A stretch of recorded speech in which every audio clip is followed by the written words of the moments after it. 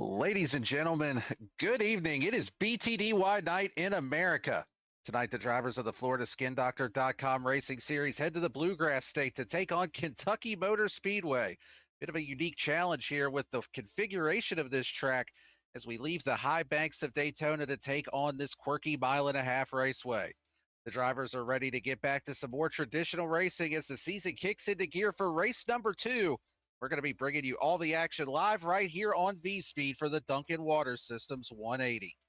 Good evening. Thank you for joining us. My name's Daniel Cunningham, joined in the booth by the boss man, Adam Baker, as the co-commentator and producer here this evening. Appreciate you choosing to spend your Tuesday evening with us to watch these drivers take on this speedway. The drivers have already completed their qualifying laps here this evening, so we're going to go ahead and just jump right into it and bring you tonight's starting lineup for the race here at Kentucky. Starting on pole, it's going to be VSPEED's own Seth Hatchell with Noah Mahalski starting to his outside in P2.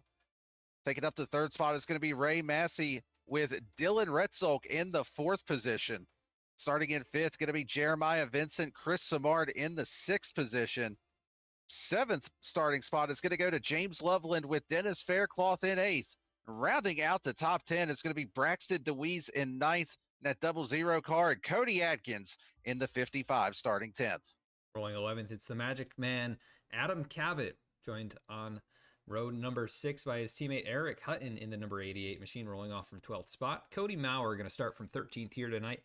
Max Koss going to roll off from the 14th position. Starting in 15th, it's going to be Jake Mockey. Starting in 16th, Bradley Cooper, last week's winner, going to be rolling off there from row number 8. Michael Jones starting in the 17th position. Rob Liedl in the 18th spot. Christian Blackwell rolling off 19th. And Paul Hahn going to round out your top 20. The rest of the field here this evening, Jake Miller in 21st. Keith Mayato did not turn a lap time. He's got the 22nd spot on the grid here this evening. Dallas Sullivan and Alan Dice, teammates, admins here in the series in 23rd and 24th. And rounding out this 26 driver field, I can't count apparently this evening. Zach Smith and Thomas Brendel in 25th and 26th, rounding out the field here this evening. And while these drivers are pacing, let's go ahead and take a quick look at the race details for this evening as well. 120 laps, going to have a comp caution on lap number 20. Caution comes out after lap 5. That will count as our comp caution. 45 to 50 laps for the fuel run here this evening. They've got 5 sets of tires, 4 in the pits and the 1 on the car. 3 green-white checker attempts, 80% fuel, and those iRacing fixed setups as we get ready to go green here. This one's going to be an interesting one. This track has a little bit of a Texas vibe to it with the reconfiguration, the difference in turns 1 and 2 versus 3 and 4, although it's flipped of the way that Texas is. Got a little bit more banking over in turns 1 and 2 here. Taking a look at our track conditions, 118-degree track temp. It is a warm one in the Bluegrass State here today. These drivers are ready to put on a fantastic race here this evening. Pace car is off. We are getting ready to fire this one up here at Kentucky Motor Speedway. Green flag is in the air. Race leader, pole sitter rather, Seth Hatchell choosing the outside lane on this restart, and he's going to lead us down into turns 1 and 2.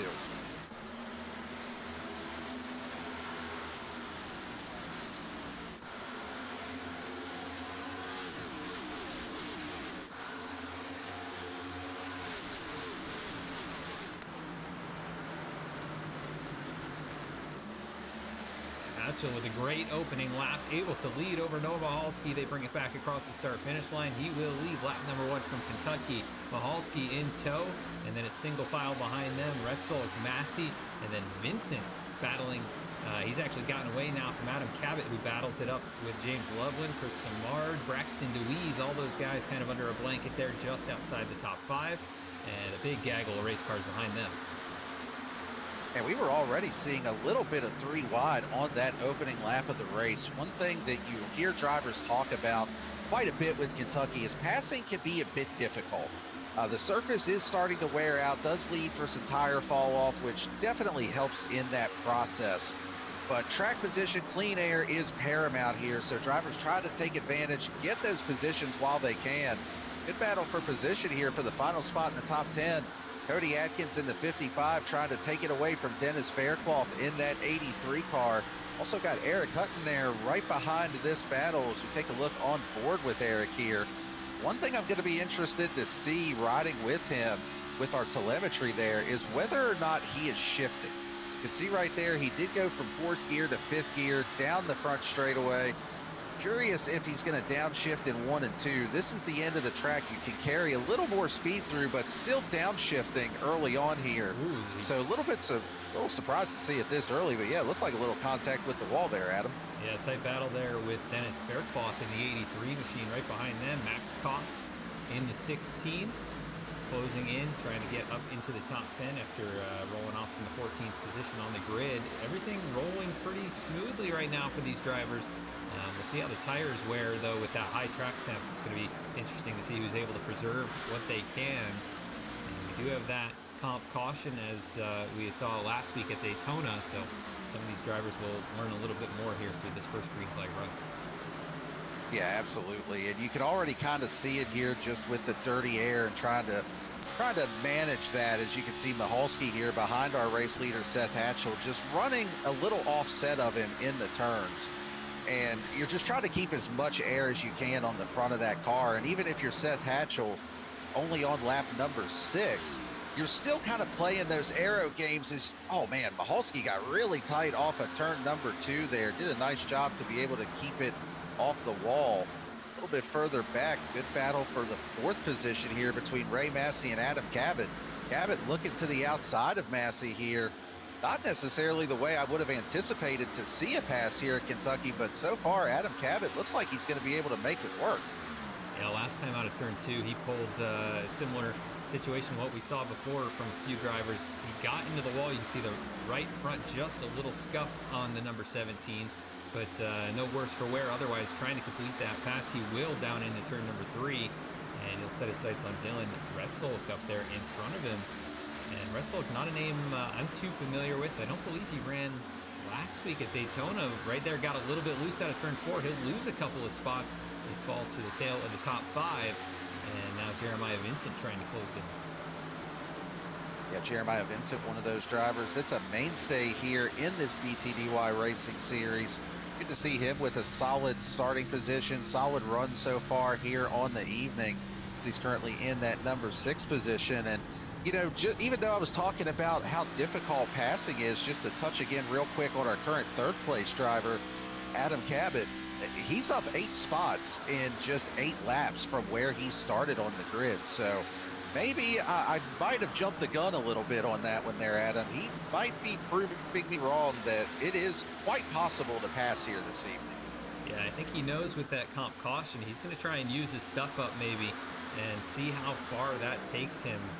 And right now, up 8 positions, trying to see if anybody else is even close to that. Dallas Sullivan up 4 positions, your next biggest mover. He's back in the 18th spot.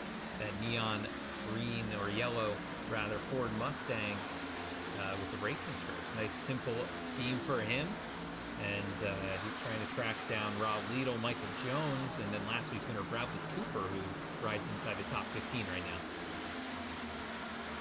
And you mentioned it, Bradley Cooper with that last lap pass for the win at Daytona. Great way to kick off the season for him, representing VSPEED as well. Only led 1 lap, but he led the most important one. That's really the only thing that matters once you get down to the end of the race. He's got Michael Jones right there behind him, trying to keep chase here as they both start to close in on the 13 of Jake Maki just a little bit. And we're already halfway to that comp caution as we work lap number 11 here. Yeah, as Dennis Faircloth up in front gets real close to the outside barrier. He was a driver, started up inside the top 10. He has lost 5 positions and was looking very fast in practice. He was, I believe, 3rd or 4th fastest. And so obviously had some good short run speed. He may end up needing that at some point in this race. Right now, as the run progresses, it started to fade here. Maybe trying to conserve his stuff a little bit on the front end of this, but yeah, right now falling outside the top 10 and could fall into the clutches of Jake Maki behind him. Looking for other battles towards the rear of the field. Paul Hahn, Jake Miller, those guys swapping for 24th and 25th. And Christian Blackwell, who we weren't sure was going to be here tonight. Lots of internet and computer issues amongst the field. Obviously, the big storms and everything the last few days. He was one who might not have even made it to the race, but he's here tonight and trying to track down Cody Mauer down at the back of the field. Battle for second, though. You are correct. Battle for second. Not really much of a battle, to be honest. Adam Cabot makes pretty short work of Noah Michalski there. Takes over that number 2 position. Going to see if he can set his sights on Seth Hatchell before we get to that comp caution. Another driver starting to make up some ground right now is our 6th place car, Braxton DeWeese at 00. Starting to make some passes, only up 3 spots from where he started.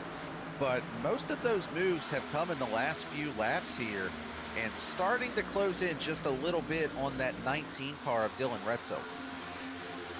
Yeah, he is kind of a sneaky pick. You know, potentially had a lot of great runs last season. This is obviously a different car than the ARCA cars we were running here in BTDY, but had a pretty strong run last week. Had an issue, I think, fell off the lead lap, and then ultimately got back onto it late in the race. And he has started off this one a bit better, up 3 positions. Battle behind him, Jeremiah Vincent, James Loveland. Loveland, who faded a touch at the start, trying to get back up towards the top 5, and a close moment there for Retzel. Yeah, James Loveland was inside of the 3 of Jeremiah Vincent, just wasn't quite able to complete the pass. And really close, had a run there just up ahead of them, though. Braxton DeWeese now has a nose inside of that 19 car of Retzel, trying to make the pass for position. Looks like he's going to be able to get clear as they get down into turns 1 and 2. So put DeWeese up into the 5th position now. First time he's been in the top 5 here this evening. And yeah, you're absolutely right. He showed a lot of speed last season. Like you said, different vehicle, but had a lot of speed. His yellow flag is out, and this will serve as the comp caution, but this is for cause. It is the 15 of Christian Blackwell is around. That's going to put us under the first caution of the evening here at Kentucky. Let's take a look here on the VSPEED instant replay. It looked like he was already, oh yeah, he gets down on the apron and gets loose trying to get back up on the track, and then just a little bit of contact from the 18 of Cody Mauer helps him around the rest of the way, but he was already out of shape before Mauer got there. Yeah, let's go on board with him going down into turn number 1. That looked like he was already starting to lose the back end just on turn entry, which is not a comforting feeling at all. Gets down into the turn. You can see it's a little light there, gets a little too low, and then as it, yeah, like you said, when he got back up on the banking, just lost the handle of it and didn't run into anything. So all good in terms of damage there, but going to lose all that track position, and he actually did back it in to the inside wall. So we'll see if they clean that up here on this pit stop. He'll go all the way to the tail end of the field. Yeah, and really he did a nice job of not making contact with the wall any harder than he did, and it looked like he may have even intentionally just kind of let it roll back down the track, trying to stay out of the way of any oncoming traffic there. But pit lane is open, and this is going to bring the entire field down. All of our drivers that started the race are still on the lead lap. So this is going to open the floodgates for everyone here. Come down, get that first set of tires put on the car. It's probably going to put the field just outside of the window to make it on one stop if this does indeed go green to the end, because of that competition caution coming out just a little bit earlier than anticipated for that spin. So it'll be interesting to see how that strategy plays out if we do end up going green here. But race off pit road is going to go to Seth Hatchell. Ray Massey gains a couple of spots there, jumps up to the number 2 position. Noah Michalski in 3rd, Braxton DeWeese in 4th, and not sure what happened to Adam Cabot on that stop, but lost a little bit of ground. So wondering if maybe he might have slid through his pit box or something of that nature, because just looking at the pit time, he was 14.4 in the box, which was actually faster than a couple of our leaders ahead of him. So maybe a little bit of an issue there on pit road for the 17. Yeah, I see a 44.8 on pit lane. Yeah, 1.2 seconds slower on pit lane than the drivers in front of him, and that obviously is the difference in getting out between 2nd or 1st and coming out in 5th. So maybe just problems getting into the box or getting stacked up. Not exactly sure what Oh, and happened. actually taking a look at it, he did slide through his box. Just very, very incremental. I mean, if he had to back up at all, it was only by maybe a couple of feet, and that was the difference for him. Yeah, and that'll do it. When everybody's stacked up there under caution, if you make any mistakes, it can be the difference between about 5 or 10 positions on track, and that's exactly what we're seeing here. And see if anybody tried any other strategy, but it does appear 4 tires for all drivers, and Jake Miller getting an extended stay there at the tail end of the field, and Jeremiah Vincent currently behind the wall. Didn't see what happened to him. Looks like Yeah, maybe I'm now not just getting sure. service. I'm not sure if maybe he had some kind of connection. Oh, he did. He did indeed have a connection issue. Just saw it pop up on iRacing that he had dropped due to a connection issue, rejoined. So unfortunate, but if he is able to catch a caution, currently the only driver that is not on the lead lap. And even going back with Adam Cabot, you know, talking about him losing those spots on pit road, the good news and maybe the silver lining here is he's still 6 spots higher than he was when that first run started, and we saw him work his Yep. way all the way up to second. So still ahead of the curve of where he began at, but a little bit of work to do here for him as the pace car pulls off. Field will be in control of Seth Hatchell, your race leader here, choosing that outside lane. Gets down into the restart zone. We are back underway here at Kentucky. Really nice jump for the 8 of Hatchell. Braxton DeWeese able to actually follow him through. Goes from 4th all the way up to 2nd on this restart. So really good run there for that top lane as we head down into 1 and 2. Yeah, that's a really nice restart. 3 or 4 car lengths out in front already. And that is exactly what you want to do when you're in control of the field. Just take advantage of that advantage, you know, and really get as much as you can. As Massey under fire here, Mahalski, Cabot behind him. And it's a bit of a roadblock at the moment. There goes Cabot to the apron. Oh, they're looking 3 wide, and that is not as easy of a maneuver as it looks for Cabot going onto the apron as he looks 3 wide onto the bottom of the track. They're still 3 wide as they exit turn number 2. Looks like Mahalski going to come out ahead here.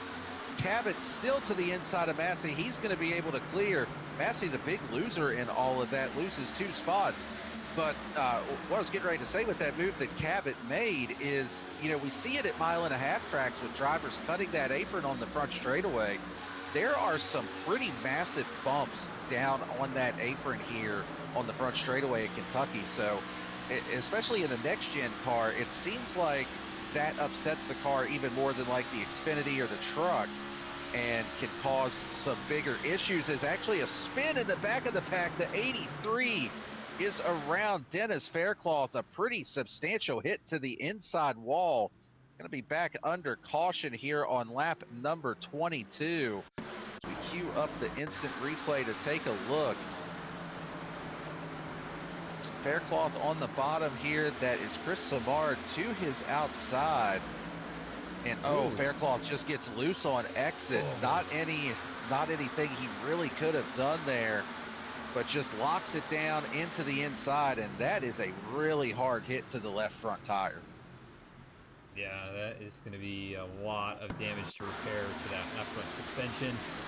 And yeah, it just got light. Maybe just had the air taken off the back by the 37, rather the 77 of Chris Samard, and then just couldn't quite get the handle back underneath it. That's kind of a handling situation that you see here in these next gens. Just once the car starts to go, there's not a lot you can do to save it.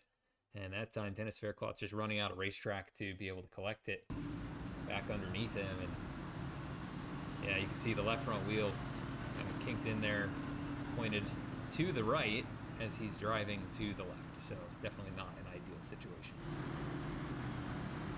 Yeah, certainly going to be some massive repairs that will be needed for that 83 car as he brings it down pit lane here under caution. And just try to take a look if any of our other lead lap cars decide to come down pit road here. I believe Jake Bakke, actually there are going to be quite a few that are going to come down here. Bakke was the first driver that I saw that decided to come down. Dallas Sullivan follows him down pit road. It's like Thomas Brendel is also hitting pit road here. couple others that are following him down also. And, I like this play out of these drivers.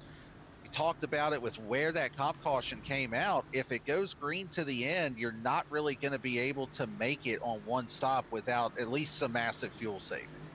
These drivers that are coming down now to top off, if this race does go green to the end, they're not going to have to worry about it. It's got it in a window where you can most certainly make it on one stop from here pretty comfortably, just based off of the numbers that some of these drivers were giving us pre-race.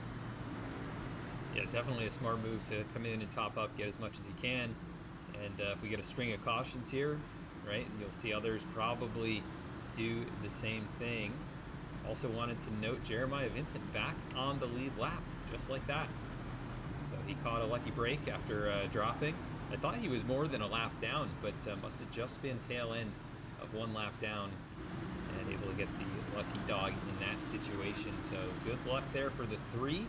We'll see if he's able to charge back up through. Obviously has a good car, started 5th and was running just outside the top 5 when all of that went down. So keep an eye on Vincent to try and make his way back up through. Seth Hatchell has had it fairly easy in this race. Not a lot of challenge at the front.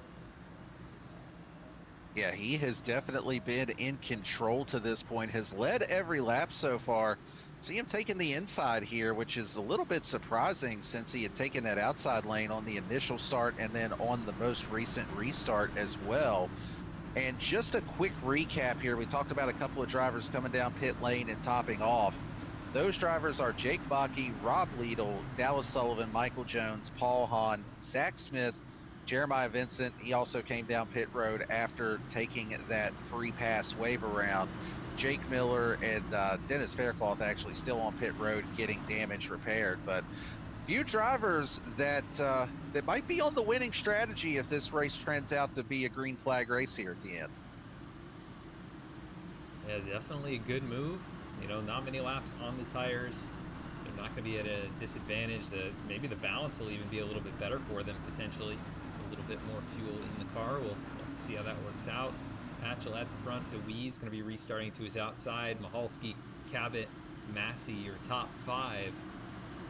Interesting to see Hatchell selects the inside lane this time after selecting the outside on the initial start, like you said, and the previous restart. So we'll see what he does here as they work back towards the restart zone.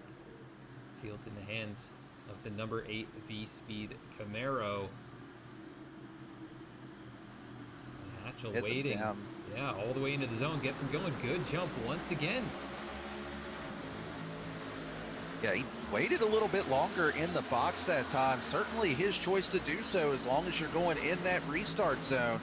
Let's get a good jump here. Adam Cabot now already looking to the outside of Braxton DeWeese, trying to get up to that number 2 position. He got around Noah Mahalski for 3rd, and he is going to be able to complete it. A 2-for-1 there for the 17 of Adam Cabot as he gets up back into that number 2 position where he was at before that little miscue on pit road at our comp caution.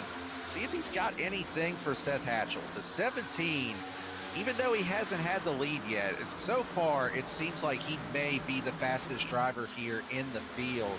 He's been able to work his way up and kind of make it look almost effortless with some of these passes that he's made. Yeah, we didn't pick our favorites to win since we were kind of short on the intro with some technical difficulties, but I think these top 2, right, would have to be your selections. The way things have gone so far in the first 25 laps of this race. Hatchell is he's had control, but Cabot is pushing now. He is definitely putting the pressure on. Yeah, Cabot is right there. I think he would be my pick at this point, would be that 17. Not to take anything away from Seth Hatchell here by any stretch. He definitely has earned the track position. He's earned that clean air by way of his qualifying effort. It's just, it seems like it's going to be really difficult if that 17 is able to get control to be able to get it back away from him. But no sooner than I say that, Seth Hatchell trying to stretch that lead out just a little bit here.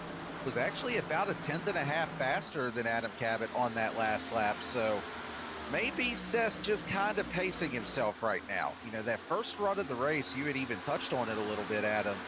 You can go out, you can kind of burn your tires off. It doesn't really matter. You're going to get that quick reset. to be able to come down, check your tire wear, put another set on it with the comp caution. But for this one, you may have to go that full fuel run, running 45 to 50 laps. So you got to be a little bit more judicial on when you're using your tires. You definitely need to pay attention to how the car progresses throughout the run. And yeah, you may just be making one pit stop, so you've got to be able to preserve what you can for as long as you can. And some of these guys at the back of the pack, might be taking that approach. Those guys who stopped already, right? They're going to try and stretch it to just one pit stop, like to the end of this race. Some of them in the mid pack that didn't stop, maybe already just trying to preserve and kind of save in the natural way without losing the track position. So definitely going to be an interesting race here with the strategy and the way the timing has been with the cautions. But at the front, Cabot right there on the back bumper now, as he had lost a couple of car lengths, now closing back in. I wonder if Hatchell sees the fuel mileage and the distance and knows he has the clean air control, but Cabot, huge run off turn 4. Yeah, Adam Cabot had just absolutely reeled Seth Hatchell in, and I'm starting to wonder if you may be correct.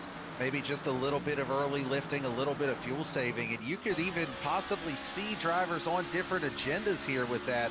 As the 17 of Cabot takes the lead, and just a little brush with the wall there out of Seth Hatchell off of turn number 2.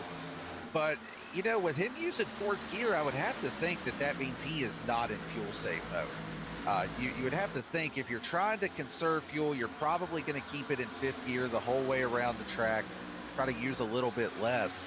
And even of those drivers that did not come down pit road and top off on that last caution, there may be some of them that decide to back off, run conservative, try to make it on one stop still, even if it's a tight stretch to be able to do it. Whereas some of them may just say, hey, you know what? I don't think I'm going to be able to do it, or I'm going to give up too much time by trying to save fuel. I'm just going to go out here and burn it down and just bank on making 2 stops instead of 1 and not even have to worry about saving tires or anything like that. So be interesting to see how that plays out as Braxton DeWeese here, Noah Mahalski in a battle for the 3rd position. Both drivers got into the wall just a little bit there on that last lap. I think that's something that we're going to see as a recurring theme throughout the night here, just with the way that the track tightens up off of these turns, the way that the car handles, and not to mention that track temp as well. It is definitely a toasty one out there tonight. That is for sure. As the top 4 kind of gotten away a little bit. Retzel in that 5th position, leading the next group of race cars. Eric Hutton, Ray Massey, James Loveland, Chris Samard. You've got Max Koss, and how about Cody Adkins here just outside the top 10. Started the season off in a much better way than he ran most of last season. Already has a top 5 in the books, so I'm sure he loves to see that. And so far so good here at Kentucky. And last week's winner Bradley Cooper up a few spots from where he started, just outside the top 10 now in 12th. And so keep an eye on that number 1 machine slowly marching forward here. And he's put some distance between himself, Cody Maurer, Jake Mockey, Rob Liedl, Jeremiah Vincent now back up just outside the top 15.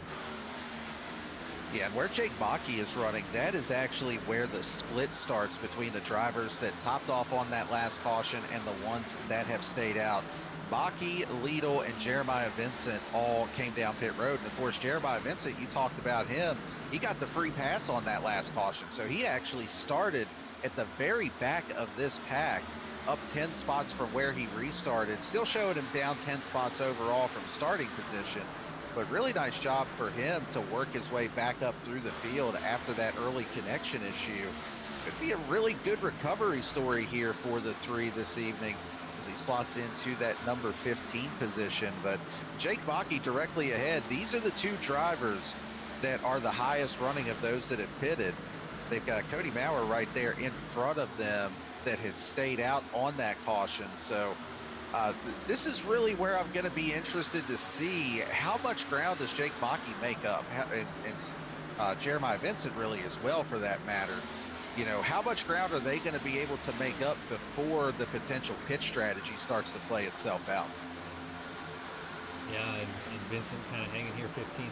They're taking very different approaches to the lines they're running. Jeremiah running very low here in 3 and 4. And Jake running up on the top side, trying to carry that momentum, able to keep the 3 at bay. And then Rob Liedl, we saw him get a little bit loose a few laps ago, so he's pushing that number 80 machine.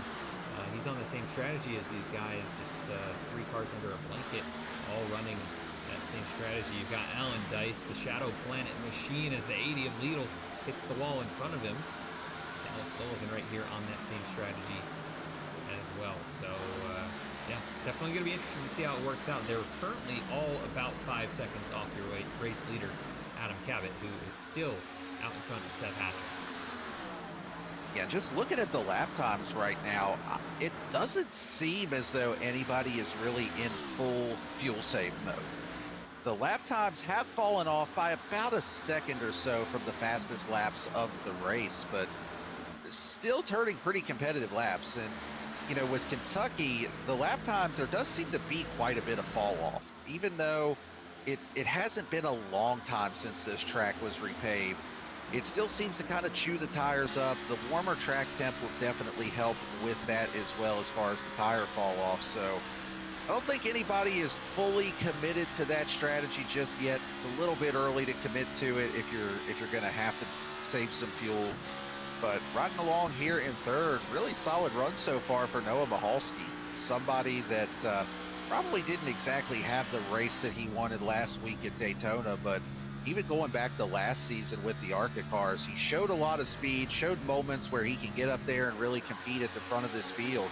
And so far tonight, he's been top 5 the entire race. Yeah, looking very strong here in the 03 Ford Mustang, and Braxton DeWeese right there behind him. We still have 4 cars all within 1 second at the front of the pack, and don't count out Retzel, who's hanging tough right here. He's just another half second back. Eric Hutton bringing this group of race cars with him as well. So everything's starting to tighten back up just a little bit at the front, I think. So maybe Cabot pushing hard, maybe Hatchell pushing a little harder than some of those guys. You can see Cabot continues to rub the outside wall. That right front of the 17 is going to be all worn off at the end of this race. Yeah, he is using every inch of racetrack and then some. Just a little puff of smoke off of turn number 2 there as well for Adam Cabot. Seth Hatchell actually starting to reel him back in just a little bit here, as I'm starting to wonder if maybe it might be a combination of just a touch of aero damage on the right front of that 17, maybe pushing a little too hard early on, especially with running that upper lane like we saw out of him. But Seth Hatchell is definitely reeling him back in. Last time around, right at a 1/10 of a second faster for Hatchell.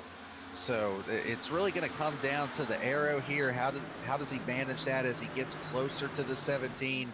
But again, the 2 drivers that we've really kind of got circled so far as being the class of the field to this point, starting to tighten back up for this battle for the lead.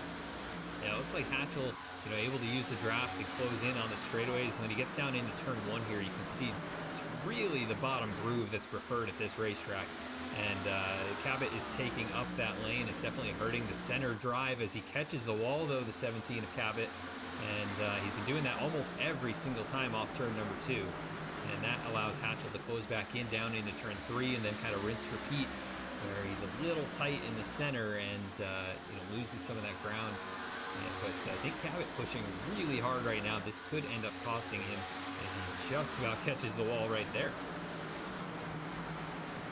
Yeah, Adam Cabot definitely pushing here, trying to maintain that track position. And, one thing that I'm really happy to see with, not only with this week, but with the schedule that we have here with BTDY as a whole, is just the variety of racetracks that we have. Kentucky is one of those tracks that you don't really see on a whole lot of schedules, especially since they don't run it in real life anymore. It's such a unique track. So it's really cool to see this track get an opportunity on the schedule this season. Let's take a look here between Chris Simard and Ray Massey battling for the 8th position. Chris Simard looks like he's able to hang on to that one for now, but yeah, just taking a look ahead at some of these tracks that we've got coming down the pike on this schedule. We've got, Kentucky this week.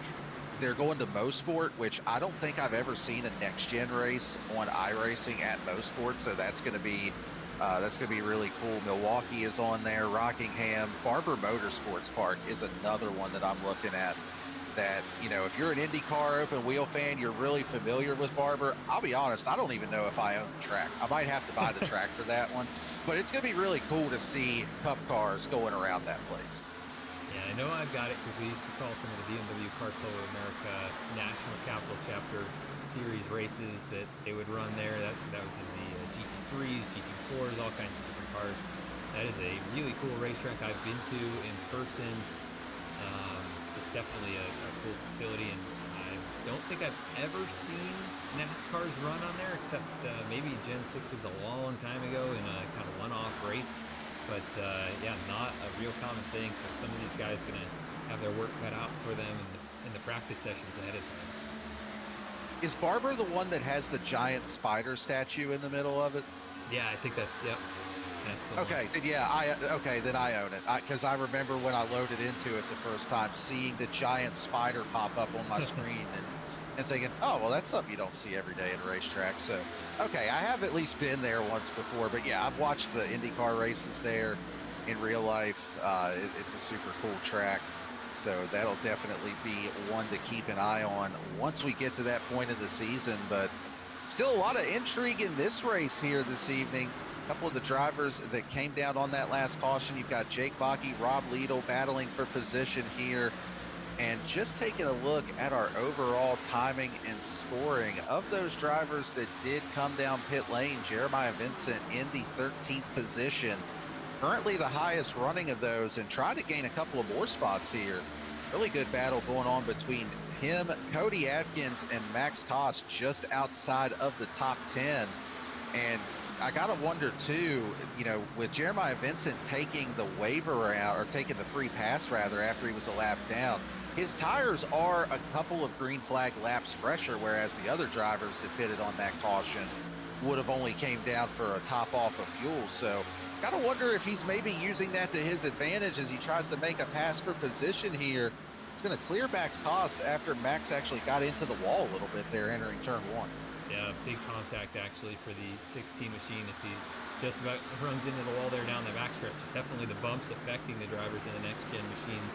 We also did see a pass for third. Braxton DeWeese gets by Noah Mahalski, and Braxton starting to pick up the pace here. Once again, he is closed in just a bit on Seth Hatchell and Adam Cabot, but those two still at the front of the field. This battle a good one here for 11th and 12th. Jeremiah Vincent trying to clear off of turn number 2, and he will go to the 11th position as I'm seeing a car slow possibly down into the corner. Is he coming to pit lane? This is Ray Massey. Oh, that is really peculiar because he was in the grass there. That almost to me looks like some kind of hardware malfunction.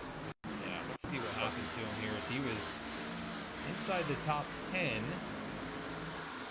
just pulled it down onto the apron. And yeah, I'm not sure if he lost throttle or something like that. If we can we get an onboard going back down the back straightaway there with him? So what I'm kind of curious of here is he's going down the back straightaway. Looks like everything is fine up to this point. And then just, yeah, I'm with you, because the lights on the dash there would indicate that maybe he lost throttle input or something to that effect. The other thing that I kind of thought maybe might have happened to him is if for some reason the car didn't fuel on that last pit stop, we're at 55 laps into the race, that would have put him with the caution laps we had right where the car may have ran out of fuel, but that wouldn't explain, you know, stopping and towing by any stretch. So looks like it may have been some kind of hardware issue. Unfortunate no matter what the case. He was having a really solid run here tonight. So definitely unfortunate for him. But back up here at the front on track, this battle has been heating up between Cabot and Hatchell for the race lead. Hatchell is there. He's looking to the inside. Not quite there. Maybe able to get just a touch of side draft. He's got the momentum, though, going down into turn number 1. They are side by side now for the lead. Cabot up on the top side, Hatchell on the bottom. Not willing to yield that position just yet. They're going to stay side by side as they head into 3 and 4. Yeah, Great battle for the lead. You can see Cabot struggling just a little bit with the rear end handling off some of these corners. He is sliding, and Hatchell just not quite able to get it done. That time off turn number 4, still just alongside the quarter panel. Not quite close enough to make the pass, but down into turn 1, he'll try it again. Down on the inside lane is the 8 machine, the 17 of Cabot up on the top. They'll race it off turn number 2. Cabot, big slide off the corner. That may be just enough for Seth Hatchell to take the lead, and he will slide back in front. It is just enough for Seth Hatchell to be able to clear. The 17 of Cabot definitely got tight on corner exit there off of turn number 2. And that was all that Seth Hatchell needed to be able to take advantage, clear through for the lead. He had kind of been hounding the 17 of Cabot for quite a few laps. So now that he's back in control, has that clean air on the front of that number 8 car, curious to see if he is able to pull away here and put a little bit of a gap in between, as the caution flag is out on the speedway. Trying to take a look and see who is involved. I believe it is the 2 of Michael Jones is involved. He is stopped with pretty significant damage on the right front of that car. It's going to put us under caution right at the halfway point of the race here this evening. Go back and take a look on the VSPEED instant replay, and yeah, just a slight wiggle and a big overcorrection out of the 2 of Michael Jones. Noses it into the outside wall. Does a good job of just locking it down, letting these other drivers make their way past him. But that is going to require some pretty extensive repairs to the 2 machine. It's another symptom of these next-gen machines is when you start to lose it, very easy to overcorrect. They have this new style of rack and pinion steering, and it can be a little bit more difficult to catch a slide, and if you do catch it, it might just be a little bit later than is required. And so yeah, that's going to be a big hit for the driver, the number 2. Last year's season opener winner, and has not gotten off to quite the start he would have hoped for here this season, but he'll try and get the damage cleaned up on that one. Meanwhile, Dennis Faircloth is on the racetrack. Ray Massey is also on the racetrack, so still all the cars that started this race are running. Those guys are multiple laps down each, though. Massey back on the racetrack, so maybe just an issue outside the sim, like you said, a hardware problem or something else. He should get the lucky dog here and at least get one of those 2 laps back as the leaders start bringing it down pit road. Yeah, this can go ahead. You can go ahead and take all that pit strategy we were talking about earlier and just go ahead and throw that out the window now as a result of this caution. Everybody going to hit pit lane. This will not put these drivers in a window to make it to the end. Still just under 60 laps to go. Of course, I've said that before, and these drivers have proven me wrong on that. So I'll have to keep an eye on if anybody may try to stretch it before the race off of pit road. Seth Hatchell going to be able to maintain the lead in that number 8 car. Adam Cabot comes off pit road in second. Braxton DeWeese, Eric Hutton, Noah Bahalski, your top 5. Rest of your top 10 is going to be James Loveland, Chris Samard, Bradley Cooper, Jeremiah Vincent, and Alan Dice currently showing as the top 10. And yeah, this is basically going to reset everything, put everybody back on even footing here as we head into the back half of this race. And just at the halfway point, we'll go to a quick side-by-side commercial break to hear from the series sponsors, and we'll be right back.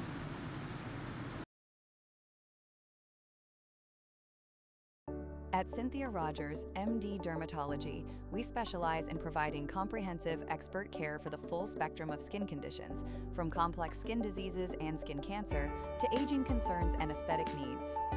With decades of combined experience in medical, surgical, and aesthetic dermatology, our team brings both deep clinical knowledge and a patient-first approach to every visit. Our practice focuses on developing personalized treatment plans tailored to each individual's skin, health, and life stage. We're located in Port St. Lucie, Florida, in the PSL Professional Center. Learn more or schedule a visit at floridaskindoctor.com.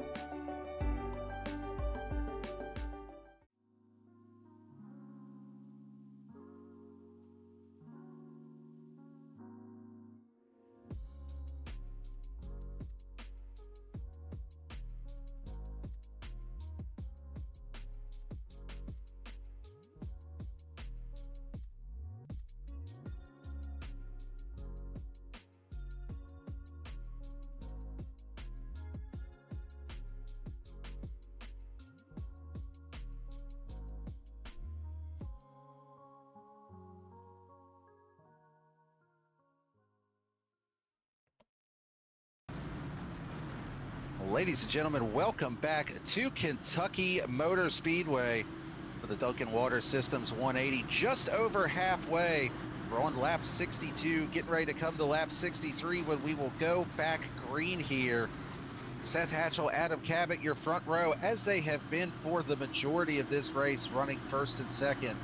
The pace car pulls off back down to pit lane. We're getting ready to fire this race back up for the last half here. Field in control of Seth Hatchell. Green flag is back out in the air. Another good jump for Hatchell, but also a good restart there for Adam Cabot as well. Able to hang a lot closer than we had seen that second place car to this point. But Seth Hatchell does get out to the lead, and he's got control as we head through 1 and 2.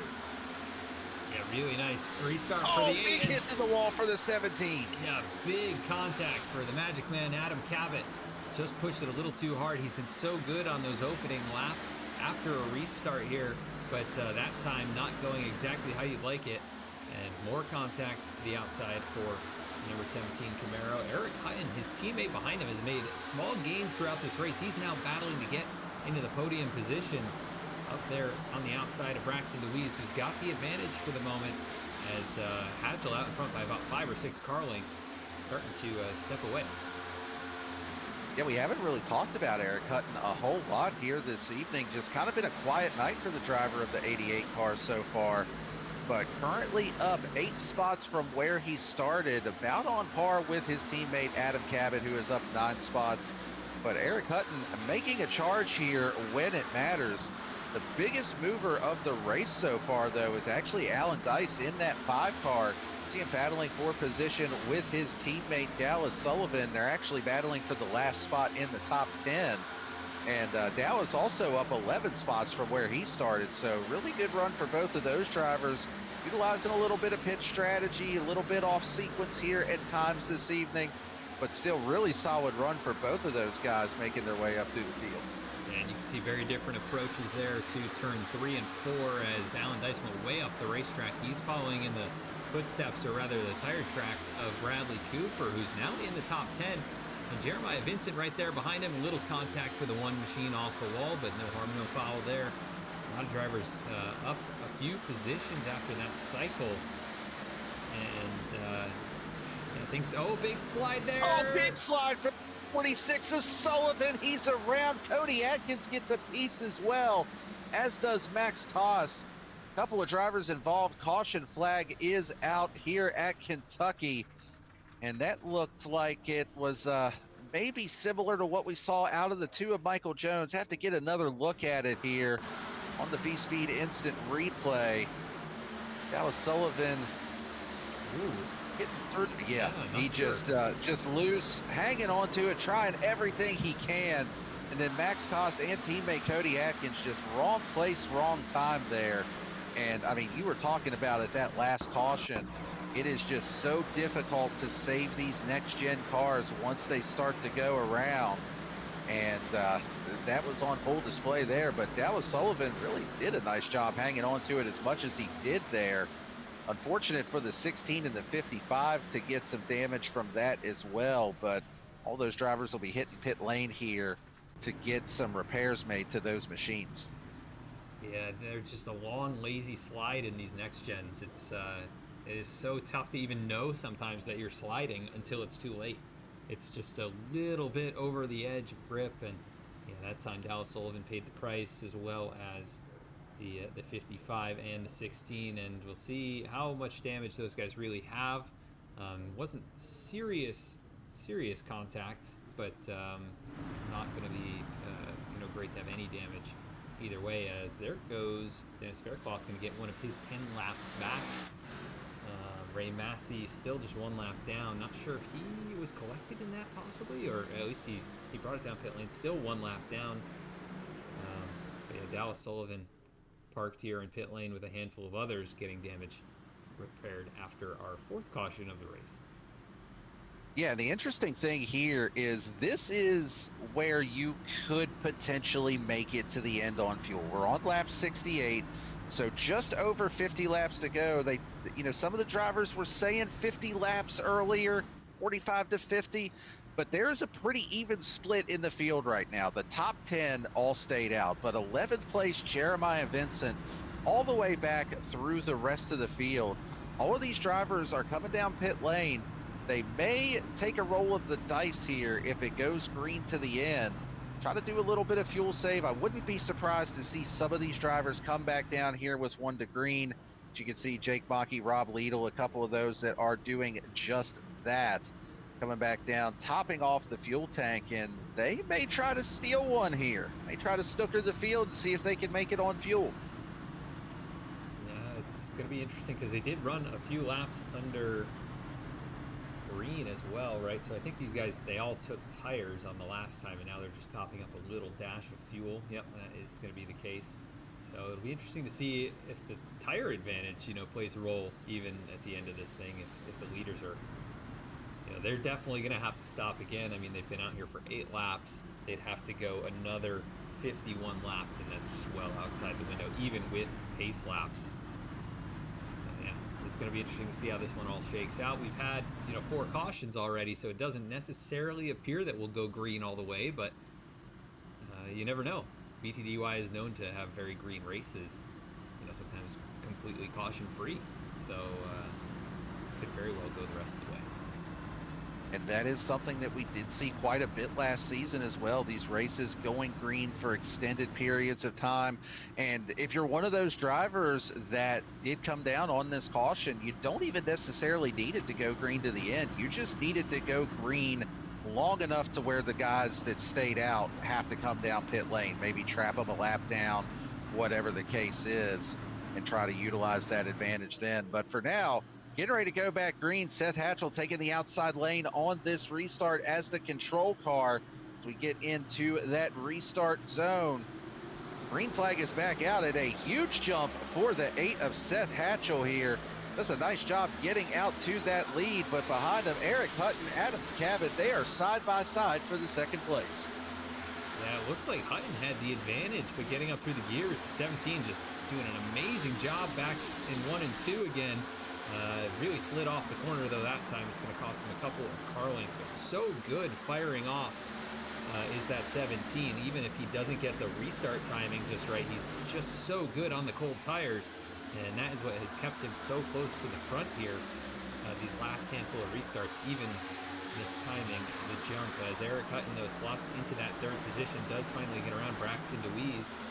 Keep in mind, Jeremiah Vincent on the slightly fuller tank, now into the top 10 as Retzel and Cooper battle in front of him.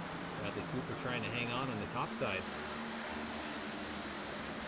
Yeah, Bradley Cooper taking the road less traveled there, a little bit further up the track than what we had seen out of most of the field here this evening over in 3 and 4. Maybe searching around for grip just a little bit there as the 19 slots in just behind. And I think every single time that we've had the car or that we've been really watching going into turn 1 here, I think I'm seeing that puff of smoke just about every time the field enters from just slight contact with that outside wall. I think everybody's just trying to arc it all the way in and all the way out, and they're just using every inch of real estate. Safer barriers don't do too much damage to these next-gen cars, especially with the composite bodies. As at the front, Adam Cabot is taking the lead again away from Seth Hatchell. So very similar to what we saw before that long run before. Seth Hatchell let him go, eventually tracked him back down. That took about 30 laps to get back by him. And so that would be getting close to the fuel window. It would be right at the end of the fuel window, honestly, to stop before the end of this race for these guys. So we'll see if it goes that long, but Hatchell giving up the lead. Yeah, you really got to wonder now for these drivers that stayed out on this last caution, at what point do you start thinking about the fuel? What point do you start saying, maybe I need to back off, try to save to at least run this as long as I possibly can? Or, is it really too early to start thinking about that? But looks like we actually have a caution out on the speedway, believe involving the 18 of Cody Maurer. And the 2 of Michael Jones catches a piece of the wall as well, trying to just get on the brakes and avoid the spinning car. So caution is out. this will indeed put everybody in the fuel window to make it to the end. As we take a look here on the replay, it's got the contact with the 80 of Rob Liedl, and the 18, big hit to the wall. 34 of Thomas Brendel also catches a piece of the wall there as well, just trying to miss that wreck. But the 18 definitely got the worst of that one, being spun, and then also a really hard hit to the wall.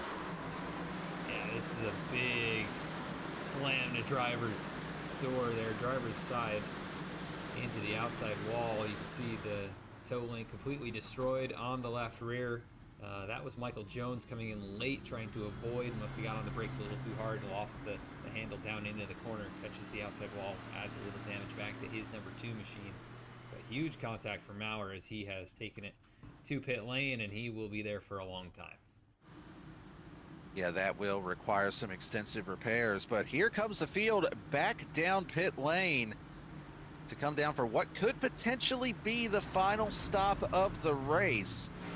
And we'll see if anybody elects to stay out, if any of those drivers that did come down to top off decide to try to keep the track position, or if they may try something a little bit different here. So far, it looks like the majority of the field, looks like pretty much everybody in the field deciding to come down pit lane and go ahead and take the final stop of the race here. And actually, no, let me correct myself. There were a few drivers that stayed out. So actually, Seth Hatchell stayed out on this caution, as did Eric Hutton, Dylan Retzolk, Dallas Sullivan, Zach Smith, Alan Dice. They all stayed out on this caution. The rest of the field did come down pit lane. And, you know, I usually try not to question the drivers when they're out there on the track, because they're the ones behind the wheel making the decisions. But I gotta say, it seems a little peculiar to me to pass up an opportunity to pit when you could make it to the end from here on fuel. I'm not exactly sure what the call is there for the drivers at the front, if they're just trying to preserve another set of Goodyear Eagles. But Seth Hatchell, Hutton, you know, Retzel, Dallas Sullivan, Zach Smith, Alan Dice, all those guys staying out. And then you see a few on alternate strategy. Jeremiah Vincent taking just a dash of fuel. Christian Blackwell as well, having just a dash of fuel. Max Koss taking 2 tires. So it's quite a mix here, kind of in the mid-pack. And up at the front, like I said, not exactly sure what is going through the crew chief's minds, you know, with the call here. But obviously they have something in mind going towards the end of this race. Maybe they'll try and hang on for the track position, hope for a caution, and save that set of tires. But yeah, Hatchell now back in control of this thing. It's going to be interesting to see how he hangs on with 15 laps on this. Yeah, this is going to be a bit of a hodgepodge on this restart, we'll call it. You know, you've got one of the 2 fastest cars of the race, Adam Cabot, going to be restarting all the way back in 10th. Furthest that we've seen him back there really since the initial start of the race, but he's shown the speed to work his way up through the field. It's just really going to be interesting to see how he is able to manage not only the speed difference with the fresher tires, but just the dirty air and the differences of how the car is going to be handling compared to what he's used to up there closer to the front of the field. So this one could potentially get a little bit wild here as far as what we may see on this impending restart. Some new names up there at the front as well, with Dallas Sullivan in the 4th position, Alan Dice restarting up there in the top 5, top 6, Zach Smith up there as well. So hang on to your belts, drivers. This one may get a little bit crazy as Hatchell takes us into the restart zone. Green flag back out in the air, and another good jump for the 8 car as he will take control of the race off the initial start. Cabot already looking 3 wide in the back of the pack. And this is exactly where all those different strategies are at, and he's already navigated through past about 3 or 4 other cars. A few drivers up, and slamming into the wall. Christian Blackwell. The 15 with massive contact to the wall there. Caution is back out here at Kentucky. And I mean, I am surprised that didn't end up collecting more drivers, just with the way that Christian Blackwell was sideways in the middle of the field there. Let's take a look on the instant replay, and it looked like he was just struggling to hang on there. Almost a couple of hits to other drivers. Starts to get a little bit loose, and Bradley Cooper was there on the inside. Contact after the 15 started to go around that kind of got him the rest of the way around at that point, and then just slides back up the track in a huge hit to the wall. Yeah, not really anything that Bradley could do there. I mean, 15 goes around and big hit to the back end and then right back out into traffic, and everybody able to pretty much get around him. So good job by the rest of the field to avoid, but big contact there for Blackwell, who had taken just a dash of fuel, and obviously that didn't work out for him here in this case. Yeah, definitely did not work out in his favor. And it's always tough in these, especially in the next gen cars, when you're out there on older tires with a full fuel run, or full fuel load rather, in the car. It just throws off the balance a little bit, makes it different than anything you've really contended with over the course of the evening. So definitely a tough spot to be in to try to drive the car through that. But taking a look here, no takers on pit lane. So the top 6 that have yet, or that haven't pitted on these 2 most recent cautions, end up staying out here as well. Bradley Cooper, after that contact, he is going to bring it down to the attention of his pit crew, try to get maybe a little bit of damage repaired, maybe top it off with fuel. We'll see if he takes tires here. It looks like that may just be strictly a fuel and potentially a damage repair stop here for last week's winner. Yeah, Michael Jones also brought it down. Did want to bring up that Dallas Sullivan, you know, he had some major damage and contact from the caution just a couple of cautions ago, and he's up here in the top 5 after electing to stay out. He has fresher tires than the top 3, obviously older than almost everybody else in the field, but you know, interesting to see he's in the mix here. And Zach Smith, who, you know, started 24th, he has gained 20 positions, make him your biggest mover in this race, and he's got the same tires as Dallas and Allen right there next to him. So it's gonna be interesting to see how it works out for these 3. They've got the fast guys and fresh tires right there behind them. And I'm gonna be curious to see here now, if you're Seth Hatchell, I mean, from everything that we've calculated, he cannot make it to the end on fuel. So if you're Seth, how long do you wait to come down pit road? I mean, you're kind of in the bed that you've made at this point. He is rolling around in 5th gear. He's got the car clutched. So I don't think that there is any possible way that he can make it to the end. But like I said earlier, these drivers have proved me wrong so many times when I say there's no way they can make it to the end, or there's no way that a certain strategy can work out. And that's why I'm up here in the booth instead of holding the steering wheel. Yeah, I really don't know how he's going to be able to stretch it the extra 20 laps. We've had a lot of pace laps since they pit, but that's a long ways to go. You're still burning fuel. You know, it's not like the car is completely off, but you are saving quite a bit as well. Seth is he's the mastermind with the strategy sometimes. He's been very good at fuel races as well as just winning just on speed, so can never count him out, and he obviously has a plan along with Eric Hutton, Dylan Retzolk, and the rest of this top 6 who have elected to keep it out there. And still 40 laps to go here at Kentucky. Duncan Water Systems 180 here this evening. So still plenty of racing on tap here tonight. We've had 6 cautions, 4 lead changes.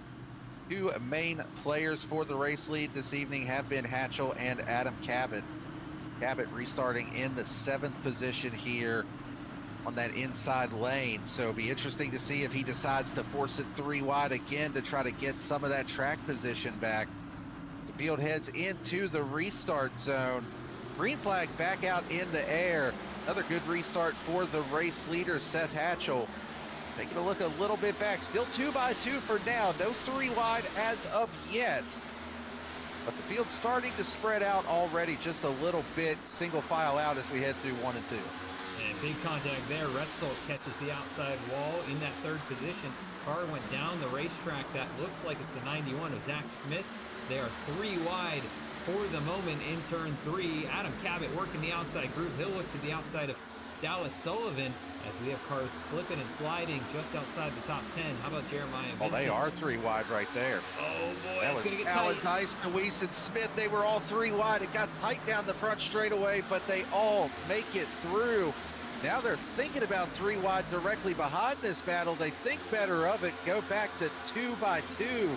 Zach Smith there just trying to hang on that inside lane on a little bit older tires, pushes up just a little bit, gets close with the 0-0 of Deweese. Able to keep it off of him though, but you can definitely tell those drivers that are on the older tires are struggling for grip already here. Yeah, they've gone through a couple of heat cycles, even though they're short. And Zach Smith slides up right in front of Jeremiah Vincent, who's trying to charge his way back up into the top 5, has been recovering for a lot of this race. After a connection problem, he'll slide in behind Noah Mahalski, and they'll send it down into turn 3, catches the apron, as this is chaos here in the mid-pack. And at the front, Seth Hatchell still hanging on over Hutton, and Cabot has worked his way to 3rd, so they've gotten out of the chaos and are starting to drive away, but these guys still trying to figure it out. Yeah, chaos is the absolute correct word for it, but yeah, you know, you talked about that 3 of Jeremiah Vincent. Let's give him a shout out at the risk of putting the broadcaster curse on, but let's hold that thought for just a second. Jake Bakke, big slide there, no caution out on the track. Caution is now out for a separate incident. That was the 55 of Cody Atkins that actually brought out the caution there. Let's take a look at what happened to Bakke first here. Oh, that was big contact with Cody Atkins on the corner exit there. And then Atkins with another big hit to the outside wall, just spinning down to the inside of the track and able to keep it off the inside wall there. But that is going to bring out the caution here. Just over 30 laps to go. Yeah, that was 2 different incidents that was really one incident with where it started at. And sliding up the track. Bakke had just a little bit of room up above, but Bradley not Cooper a ton there. And yeah, Bradley got a piece of that too. Yeah. Tried to avoid and then just clipped the 55, and that's what sent him around. And this could be pretty heavy damage to the suspension of the number 1 machine, Bradley Cooper, who's had such a strong race. Ultimately got collected a little bit in some of the more recent incidents, but yeah, just take another look at it. A little contact off the corner, he tightens up so much, and didn't go their way that time. Cody Atkins parks it on pit lane. Seth Hatchell has brought it down pit road now, so finally electing to bring it in. He has indeed, but it looks like this is going to be a bit of a lonely trip down pit lane. It looks like the 19 of Dylan Retzolk has come down as well. I believe the 3 of Jeremiah Vincent is coming down pit lane here. So he's going to have 10 lap fresher tires, albeit a couple of those laps have been run under caution. He's absolutely good to go to the end on fuel from here. But this is going to put him behind on track position quite a bit. It looks like he is going to cycle out in the 15th position for one of the dominant cars here of the evening. He's definitely got his work cut out for him with 33 laps to go here. Yeah, and I think this puts Adam Cabot right in the catbird seat. I mean, Eric Hutton did not bring it down that time. He was on the same strategy as Seth Hatchell, so he has 15 lap older tires than the 17 who's now restarting directly. It'll be directly next to him once we get back going. And then you've got Dallas Sullivan, who's on old tires as well, with some damage. Braxton Deweese, who's equal to the 17 on tires, and he's been pretty consistent on speed, so he could have a shot at this thing too if he can make quick work of the 46 and the 88 and stay right there with Cabot. But Hatchell is going to be right in the hornet's nest where we saw all of that chaos on the last restart. And that's got to be the biggest worry for him at this point, because he's definitely had the speed. I have no doubts that he could drive his way back to the front of this field. But you said it perfect. It's the hornet's nest. We've seen the 2 wide, the 3 wide on all of these restarts. And it gets so chaotic that now you've got to hope that you don't get caught up in someone else's mess. This is also the first time that he's really been back in traffic this evening. And that car is absolutely going to handle differently than it did out at the front of the field. Yeah, I think the most cars he's had in front of him all race long is just one, and that was Adam Cabot. And yeah, definitely compounds the aero issue a lot more when you've got 14 cars in front of you instead of just one. So it'll definitely be interesting to see what he can do. He's got to keep the car clean to have any shot at it, and interesting to see Jeremiah Vincent right there with him. He may just follow that 8 machine up towards the front. It is certainly going to be interesting to see how this one plays out. The field gets lined up 2 by 2 here, getting ready to go back green this time around. Adam Cabot taking the outside, or no, I'm sorry, actually Eric Hutton was still the control car on this restart. So Hutton will be the control car down there on the bottom. Teammate Adam Cabot to the outside. Dallas Sullivan doing a nice job hanging on in that 3rd position. Braxton DeWeese beside him. Get ready to go back racing here with 31 laps to go at Kentucky. Green flag back out in the air. And again, race leader getting a really good launch as the 88 of Eric Hutton gets clear of the field, and they're actually side by side for second. Dallas Sullivan trying to take that 2nd spot from Cabot. Cabot has the momentum up on the top side with the fresher tires, but gets into the wall just a touch, but I don't think it really hurt the car. He's going to be able to clear for that 2nd position. Yeah, Dallas Sullivan was pushing it as hard as he could off turn 2 to try and stay alongside. They both ran into the outside wall. Braxton DeWeese settles into 4th, Noah Mahalski in 5th. Seth Hatchell already gaining 3 spots after the 1st lap. He's now got Rob Liedl, Alan Dice, Zach Smith, Ray Massey actually back in the fold here. That's good to see for the 23 machine who had a VR issue early on in this one. He's now challenging to get into the top 5, but Hatchell right here behind this 2-wide battle. What is he going to be able to do? And the big thing for him right now is you just don't really have anywhere to go. You can't really force it 3 wide over on this part of the racetrack. Although he may try it down the front straightaway. Like I said, these drivers have a way of just making me look dumb while I'm up here. I'm telling you, man, it happens all the time. He says, forget it. I don't care what that guy up in the booth says. I'm going 3 wide, almost right on cue. Gets himself back into the top 10. Plenty of speed in that number 8 car. He's going to work on Jeremiah Smith here for the 9th position. If he could get clear of Smith in pretty quick order, I mean, I would think he would be able to work his way up through the field here pretty quickly, as the rest of the field is kind of single filed out, so then he can just go to work on trying to pick them off one at a time. Yeah, and right now running about 2.1 seconds, maybe 2.2 seconds off of your race leader. Looks to the inside of Zach Smith, not going to be a problem. He'll take that position away and move into 9th. His teammate Chris Samard, who's had a very solid race up here in 8th, started 6th. He's been running in the top 10 basically all night long. He's the next car up the road. And then you've got Ray Massey, James Loveland, Noah Mahalski would be the first car in the top 5. And then Eric Hutton still hanging on at the front of this field, which is surprising to me. He has a real disadvantage with those tires, but he's got the clean air, and that is paying dividends right now for the 88. Absolutely is. And you've also got to wonder, if you're Adam Cabot, how hard is he really pushing right now? In all reality, Eric Hutton not going to be able to make it to the end on fuel. Dallas Sullivan hanging there behind. He's going to be close. He may be able to make it to the end. So in all reality, the closest car that he's racing is really that 00 of Braxton DeWeese. So he's got roughly a half a second lead over that driver. You don't really have to push the envelope a whole lot right here. Yeah, DeWeese trying to get around Dallas Sullivan, and he is starting to close up. Dallas caught the wall off turn number 2, and this time just about a car length and a half. But Noah Mahalski is not making it easy to focus forward. He is all over the back of the 00 machine. He's actually going to take a look down into turn number 1. He's like, if you're not going to make quick work of this 46, I'll try and do it. But all the meanwhile, they're battling. It's going to slow them down just a little bit, as at the front, Adam Cabot right on the back bumper of the 88 machine down into turn 3.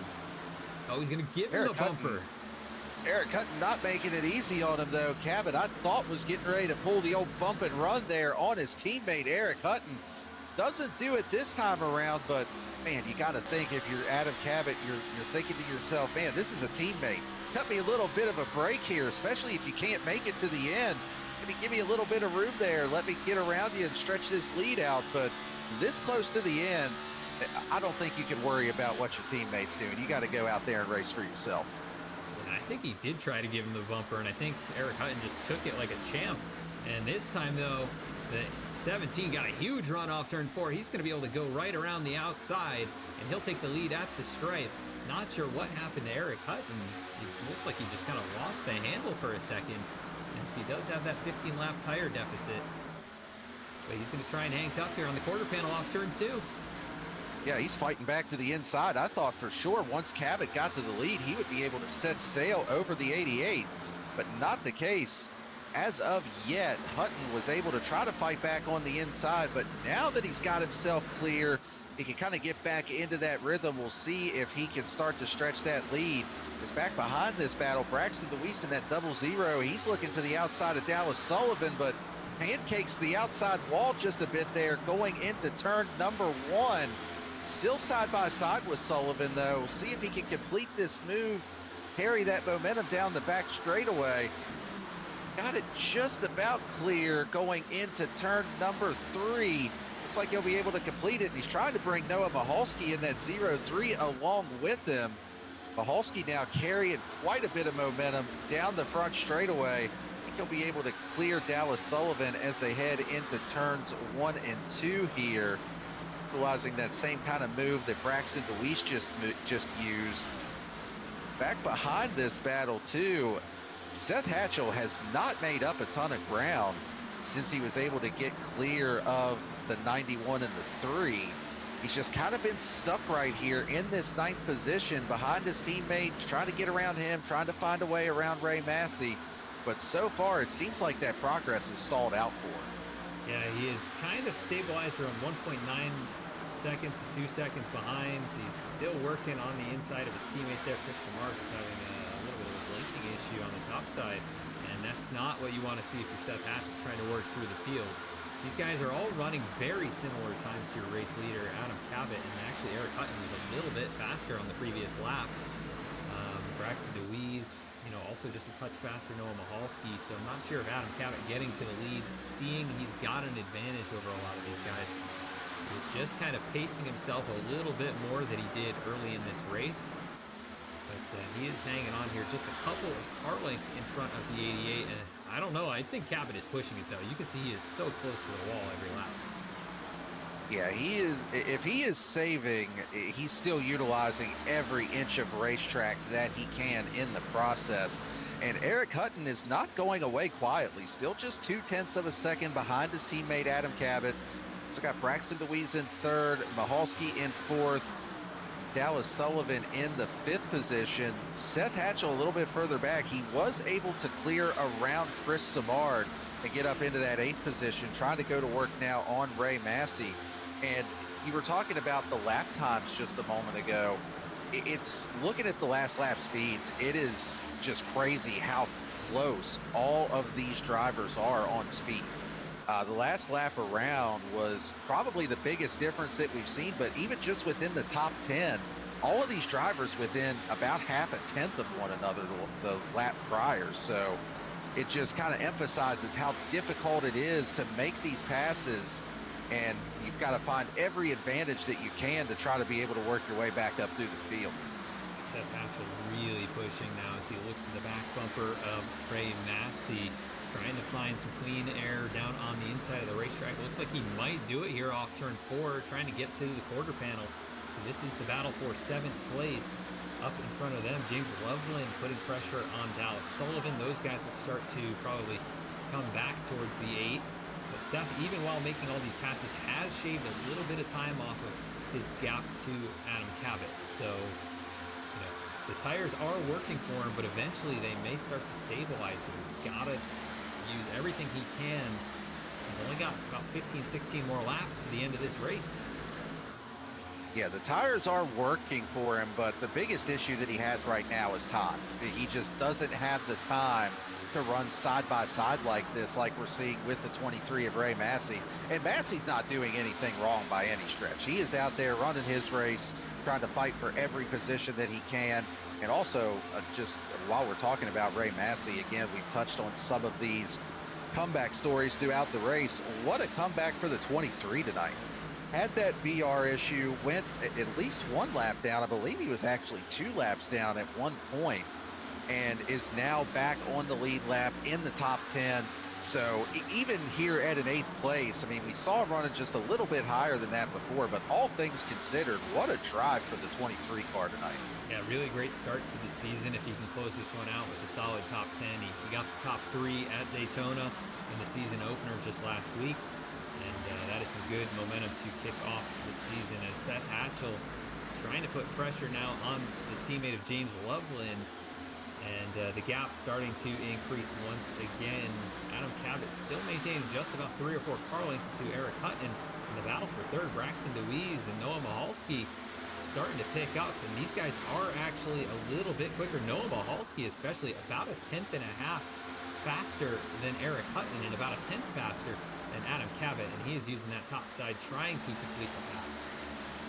Yeah, Mahalski has found something that we have not yet seen out of him here this evening. He has found a lot of speed here and picked the right time to do so. He's up into that 3rd position.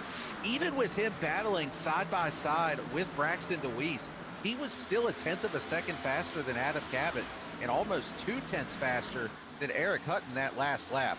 He's running out of laps to get there, but if he can keep this pace up, he still absolutely has a shot to win this race here this evening. Still just over 10 laps to go. Check and see what the speeds and the gaps are at the line this time around. Race leader Adam Cabot ran a 31.89. Mahalski ran a 31.87, so stabilized a little bit that time by, but we're getting ready to throw all of that talk out the window. Caution flag is out here close to the end, and oh, that is the 52 that is spun. Jake Miller, big damage to the front of that car, and that is going to change everything and set us up for a shootout to the end of this race. Take a quick look on the VSPEED instant replay here, and yeah, just kind of similar to what we've seen out of a few different drivers here this evening. Just gets a little bit loose off of turn number 4, tries to correct it. Once it finally catches, it just shoots back to the outside wall, and by the time he made that second contact, the steering was already pretty well damaged, so he is just along for the ride after this initial hit. You can even see visually there, the car is just, it's sitting crooked on the front end. That right front tire is really bowed out on that car. Another hard hit to the front. And this is going to set up decision time for these drivers here, Adam. I mean, we've seen that tires do matter, but we've also seen the track position matters. And so I got to ask, if you come down pit road here, I know what I'm doing. I'm taking 2. I'm coming down, taking 2, trying to get the track position and have some extra grip for the end of it. What's your call if you're on top of the pit box here? Oh, it is. This is the toughest decision. It's the toughest amount of laps remaining. I think 2 tires is a worthy gamble with this distance left. If we get one more caution, you know, and oh, this is interesting. Oh, Hutton stays out. Wow. Hutton with the last second move, he had started to come down and follow everybody else down pit lane. I was getting ready to say my strategy might be just do the opposite of whatever the leader does. And Eric Hutton said, yep, that's the strategy for me. I still think the 2-tire play is probably the way to go here. But Eric Hutton, he is a lonely individual out there pacing behind the iRacing pace car right now. Keeping an eye on pit road, it looks like the majority of the field taking 4 tires. No, Seth Hatchell takes 2. Hatchell is going to be the one to roll the dice here. He takes 2 tires. Adam Cabot takes 4. He comes off of pit road in 3rd place. Zach Smith is going to be in 4th. Looks like a 2-tire stop for him as well. Braxton DeWeese, Noah Mahalski, they are 5th and 6th. They are on 4 tires. Dylan Retzolk, he is in 7th on 2 tires. Everybody else from there on back takes 4. So there are some there are some mixed strategies here at this point.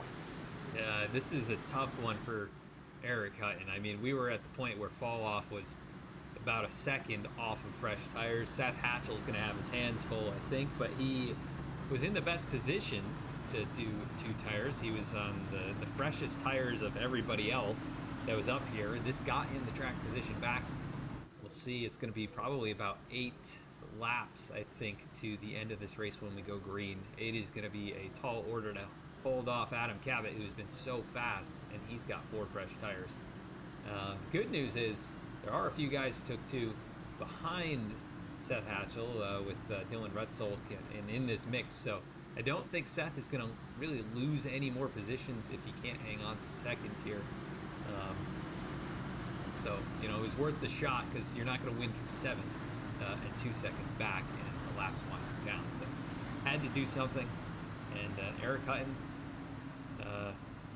Godspeed with this one. You know, I am just thinking back to the very first race that I got to call here with BTDY was at Richmond last season, where Keith Mayato, another VSPEED driver, ended up winning on a late 2-tire call, and I didn't think it was the right call then, but he proved me wrong, as you know, there seems to be a theme there with that.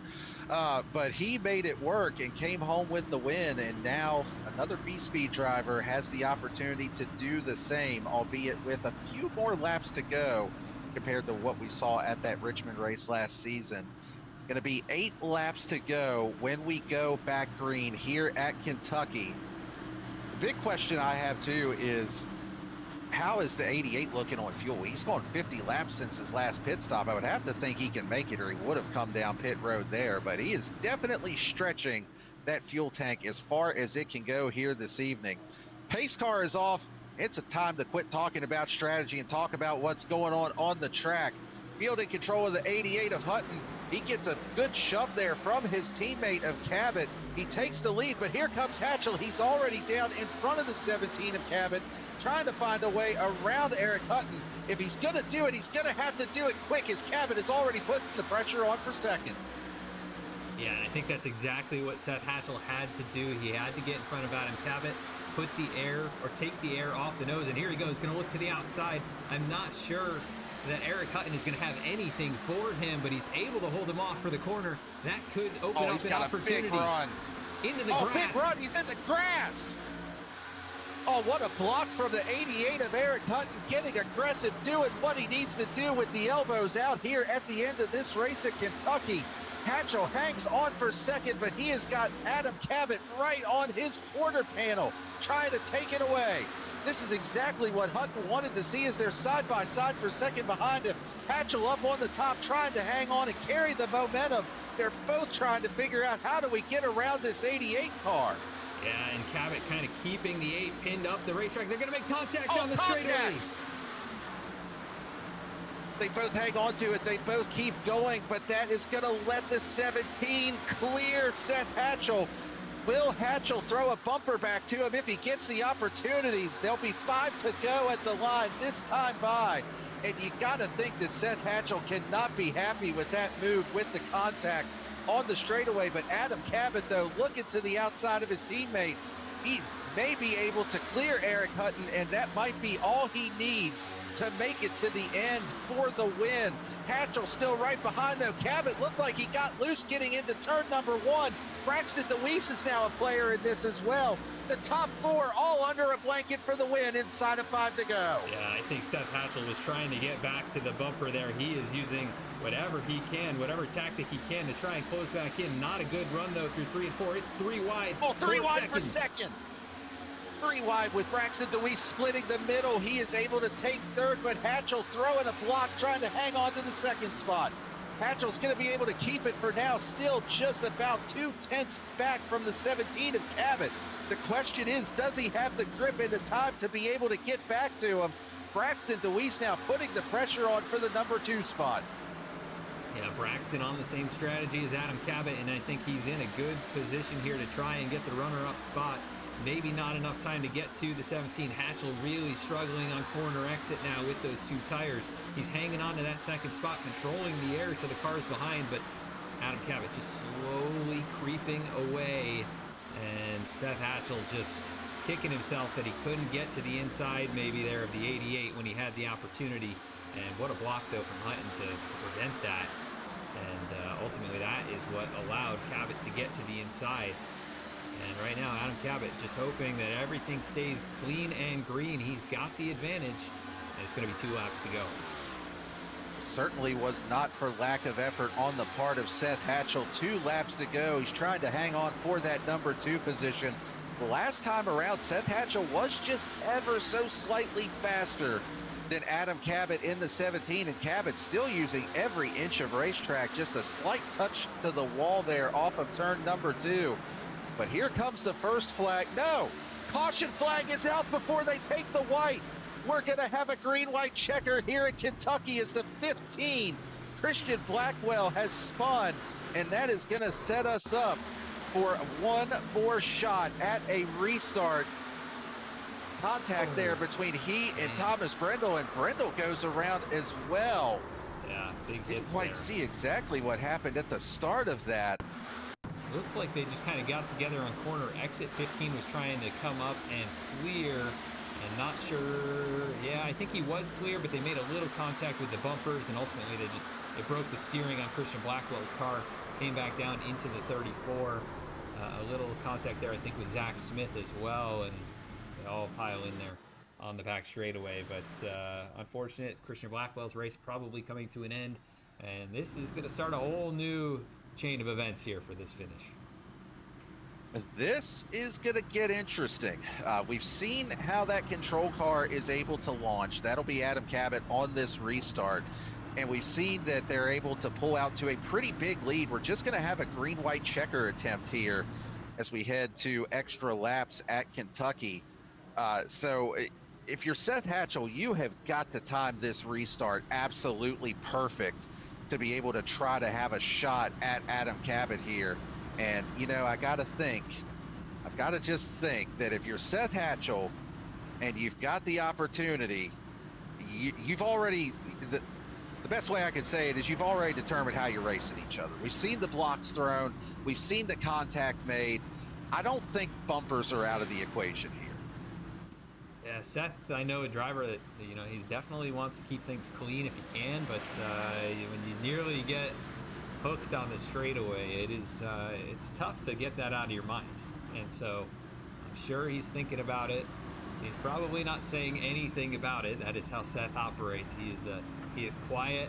He's internalizing this right now, and you'll see if he's going to make a move here. It'll happen pretty early on in this overtime. But Braxton DeWeese right here in third, don't count him out. He's been very good, just as good as these top two, just hasn't been able to get the lead away. And Noah Mahalski, same situation. If these two get together at the front at all, it could be the 0-0 or the 0-3 stealing this win. And the other thing that I'm looking for here too is if Adam Cabot decides to take the high lane on this restart, take that outside as the control car, as we've seen him do a few times here this evening, Noah Mahalski has found something on those upper lanes that we haven't really seen it work for a whole lot of other drivers. If he's able to restart behind the leader instead of behind the driver that's not the control car, he may be able to keep pace with him and give it a shot at the win here as well. Mahalski has definitely come on here in the late stages of this race, but well, take what I said and just throw it out the window, because Adam Cabot's going to take the bottom on this restart. So Mahalski's going to have his work cut out for him if he is able to get up there to try to take this lead. But still, I wouldn't count out really any of those top four drivers right now. Yeah, you can even throw Dylan Retzel, Ray Massey, and some of these other guys into the mix. If we start seeing contact and cars getting checked up, it's anybody's race. And got to give a big shout out again to Ray Massey, Jeremiah Vincent, those two with their recoveries so far, running in the top 8 after being multiple laps down each. Definitely impressive there. Michael Jones as well. He's been involved in a couple of things, and he runs in 11th. So really nice job by him to also get back up into the mix. And all these guys for sticking with it here today. We've got 24 of our 25 drivers still running, and still 18 on the lead lap. Yeah, really impressive race by this field at a track that, like I said earlier, just don't see a whole lot of here on iRacing in the NASCAR leagues. Really cool to see this track get some love. But we've got 2 more laps to determine the winner here this evening at Kentucky. Adam Cabot, Seth Hatchell, first and second, as they have been for most of this race. Field is going to be in control of Adam Cabot as they hit that restart zone. Green flag is in the air. Good jump by the 17, but Seth Hatchell on that outside lane, he's able to clear down for second. See if he can get close enough to make a move. Gonna have to really send it down in 1 and 2, as Adam Cabot's been so good right off the rip, and he is gonna be solid again. This time Hatchell, nice run out of turn 2. Cars shuffling, shaking for position further back, but it's going to come down, I think, to these top 2. Maybe some contact behind, I think. Oh, no, Michalski with a big save. He hangs on to it. We stay green. We're going to take the white flag this time around. 1 lap to go at Kentucky. Adam Cabot in control of the race. He's 0.2 of a second up as it looks like they're wrecking behind. But white flag is out. We are not going to throw a caution. We're racing back to the checkered flag. Seth Hatchell, if he's got anything left, now is the time to throw it at the door. See what sticks. He's going to drive it down into turn number 3, but just not quite close enough to try to make a move. The 17 of Adam Cabot is going to come off of turn number 4. He's going to complete the win here at Kentucky.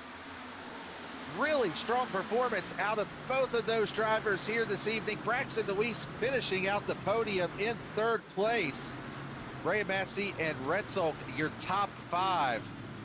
Just what an effort by both of those drivers. They were definitely the 2 fastest here in the field for the majority of the evening. But Adam Cabot making the right calls at the right time with the pit strategy, the 4 tires, leads 52 laps on the evening, and he is going to be your winner here of the Duncan Water Systems 180. Yeah, really strong run from the Magic Man. Gets back to victory lane here in BTDY, and not a surprise at all. It was him and Hatchell, your 2 best drivers here all race long. There was an incident just after the white flag. Let's take a look back at it. I believe it was the 2 of Michael Jones involved in that one. He's going to end up 17th in this race, but let's go back a little ways here to see what happened to him. I believe it was just past the start-finish line, some heavy contact, and Max Cost also involved in this one. I think this was a pretty large accident. You can see 16 over Cost those hit bumps. those big bumps down there like we were talking about earlier, shoots him up the track into the 2 of Michael Jones. He's an innocent bystander at that point. Multiple really hard hits to the 2 car. And man, you got to feel for him. He was having such a nice recovery after everything that he had been through in the race. You mentioned he was running just outside of the top 10 and not the way that he wanted to end his race by any means. He's going to come home in the 17th position after all of that. And yeah, that just started with Max Cost hitting those big bumps down on the apron. Let's take one more look at it here. Slow it down just a bit, and you'll really see it with the back of that car. I mean, that thing looks like a pogo stick bouncing up and down there. And really hard hit for the 46 there of Dallas Sullivan as well. Yeah, a lot of drivers taking big hits. Sullivan got a big piece of that. I believe that's the 52. Jake Miller also. And I think, actually, was that Eric Hutton? He had a broken suspension here for the whole last lap. 15th place finish in the end. And there was one other incident too on the not the white flag lap, but coming to the white flag, that I wanted to see if we could take a quick look at. It's between the 03 of Michalski and the I believe it was the 19 of Dylan Retzel. They are racing for position here. We had talked about Michalski and just how much speed he had been showing throughout the race. And he is about to make the save of the century here. Retzel sends it in pretty hard, gets into the 03 of Michalski, and man, what a save. I mean, he lost every bit of track position that he had fought so hard for throughout the evening. But, I mean, that could have easily wiped out quite a few cars there, but he does, a phenomenal job of hanging on to it. And then all of that just to get caught up in the next wreck. Yeah, I think that blew the engine actually for him as well. The car barely under power as he was running there on the last lap. So all kinds of things happening, and ultimately your race winner here tonight, Adam Cabot, taking the victory. We'll be right back after a quick commercial break to take a look at our final results as well as interview your top 3 finishers. At Cynthia Rogers, MD Dermatology, we specialize in providing comprehensive expert care for the full spectrum of skin conditions, from complex skin diseases and skin cancer to aging concerns and aesthetic needs. With decades of combined experience in medical, surgical, and aesthetic dermatology, our team brings both deep clinical knowledge and a patient-first approach to every visit. Our practice focuses on developing personalized treatment plans tailored to each individual's skin, health, and life stage. We're located in Port St. Lucie, Florida, in the PSL Professional Center. Learn more or schedule a visit at floridaskindoctor.com.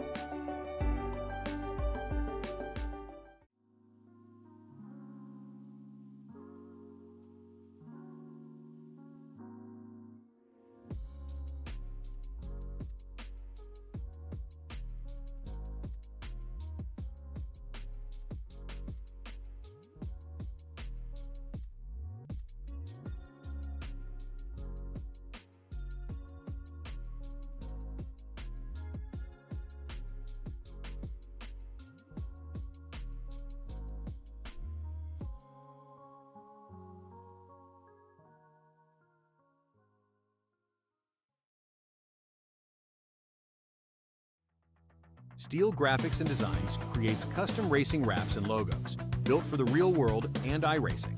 From bold liveries to clean, professional branding, every design is made to perform on and off the track. Ready to upgrade your look? Contact Steel Graphics and Designs for custom wraps. Visit Steel Graphics and Designs on Facebook to learn more.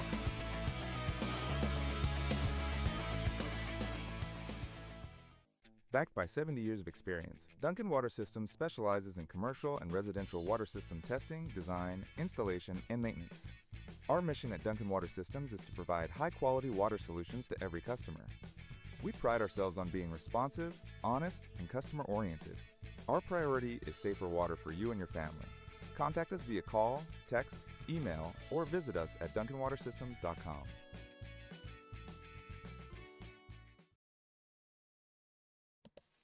Well, ladies and gentlemen, welcome back to Kentucky. I'm going to go ahead and give you a look at our full race results here this evening. Show you where your favorite driver finished. Adam Cabot starts in 11th, comes home with the win here this evening. Seth Hatchell starts on pole, another really solid race out of him. He comes home in the second position with Braxton DeWeese rounding out the podium. Ray Massey comes home in fourth. I mean, what a recovery from him after the VR malfunction earlier. Couple laps down, comes home to finish in the fourth position. Dylan Retzel comes home in fifth. James Loveland in sixth. Jeremiah Vincent in the seventh position. Chris Samard eighth. Alan Dice in ninth. Teammate Dallas Sullivan rounding out the top 10. In 11th, it was Paul Hahn. In 12th place tonight, Jake Mockey. 13th, Rob Liedl.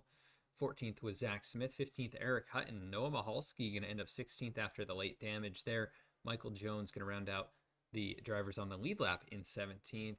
Thomas Brendel in 18th. Bradley Cooper 19th. And Max Cost in 20th. Coming home in the 21st position is Christian Blackwell. Dennis Faircloth in 22nd after that early incident that he had. Cody Atkins comes home in 23rd. Jake Miller 24th. And then rounding out the field of the drivers that did take the green flag is going to be Cody Maurer in the 25th position. Keith Mayato did not officially take the grid here this evening, but showing in the 26th position. But what do you say we get a word with our podium finishers, starting with third place, Braxton DeWeese.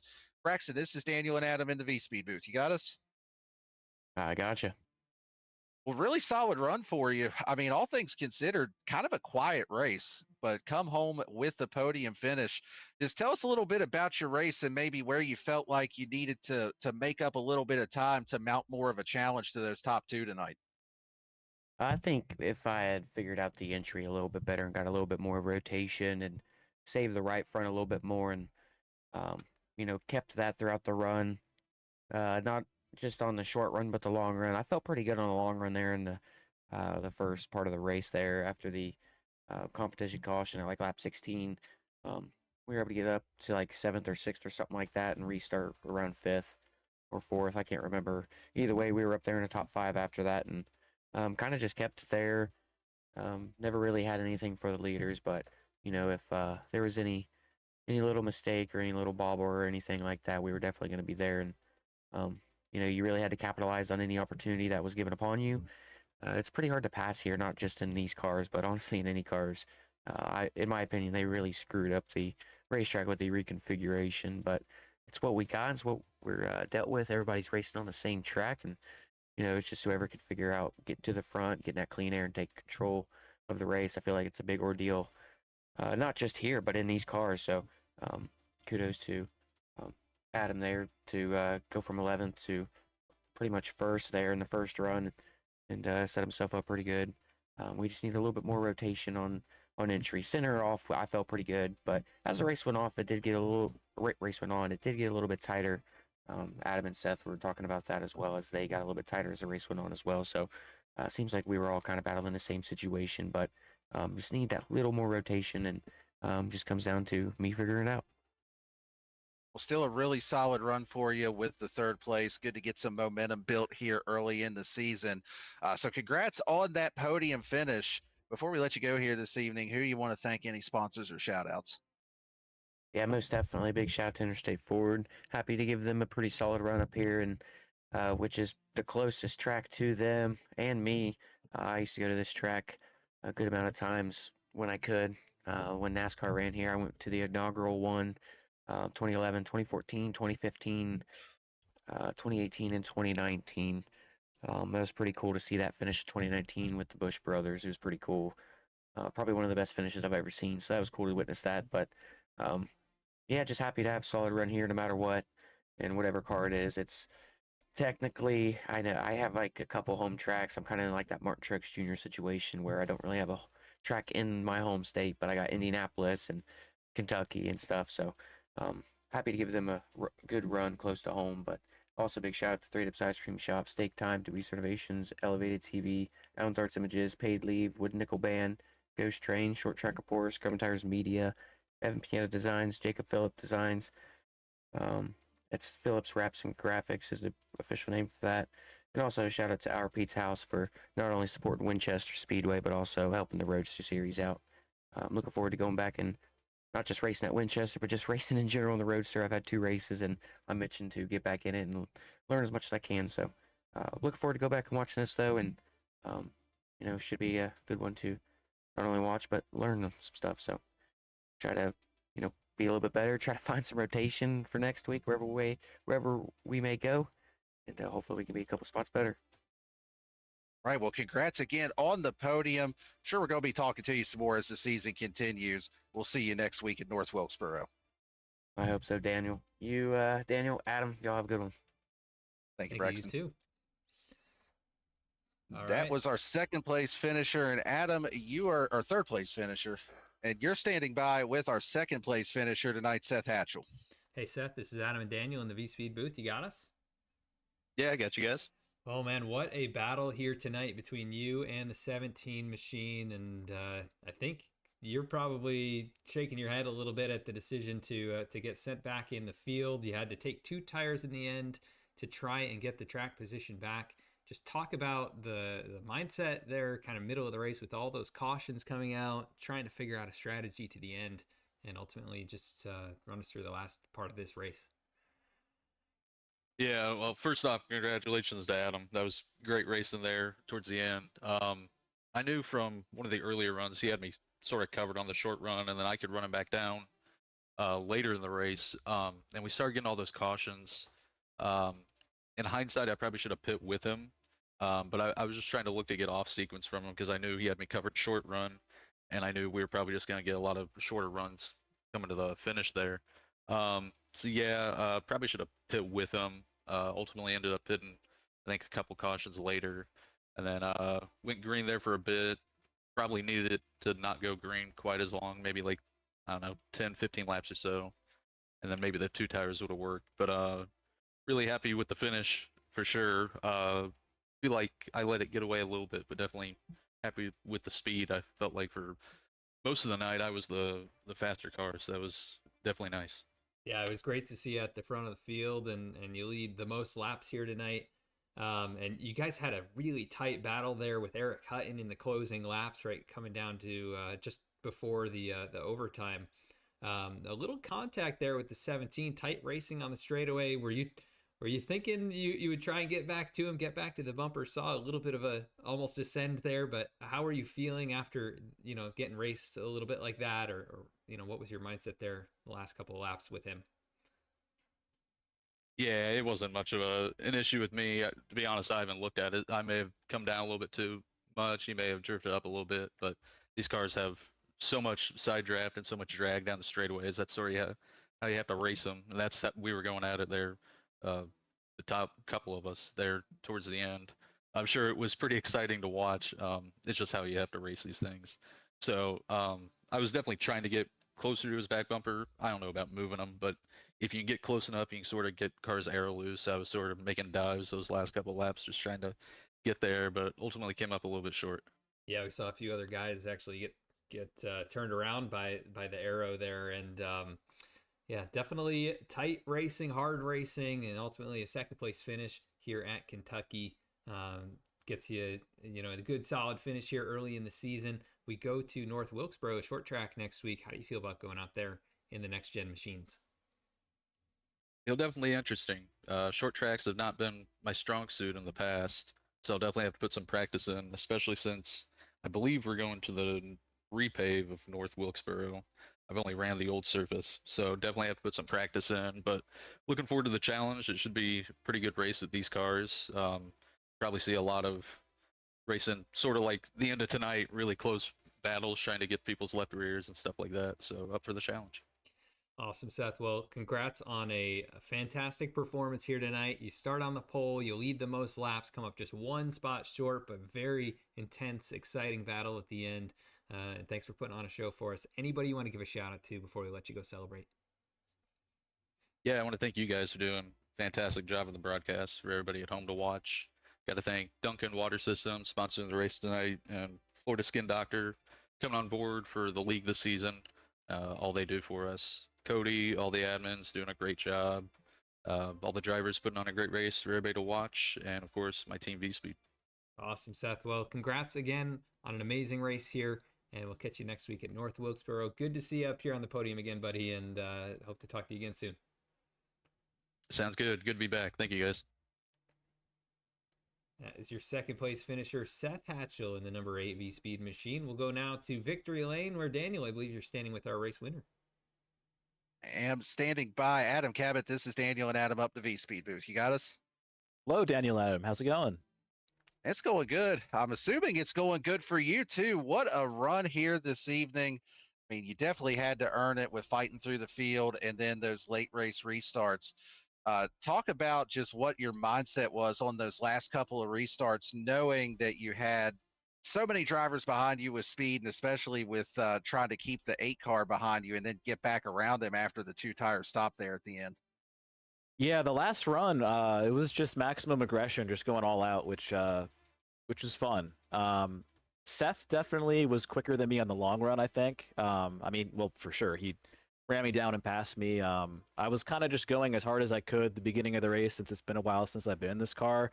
So I figured I'd go as hard as I could, make as much time as I could, and then see what the tires did and how much of a price I paid, and definitely paid a price there. Then slid through my pit stall, lost a bunch of spots, clawed my way back up there, and yeah, it was a lot of fun kind of working through traffic on the short to medium run, and then mid-race, everything just kind of got scrambled up strategy-wise. I was never really sure what the right call was, pitting, not pitting. We were close on fuel.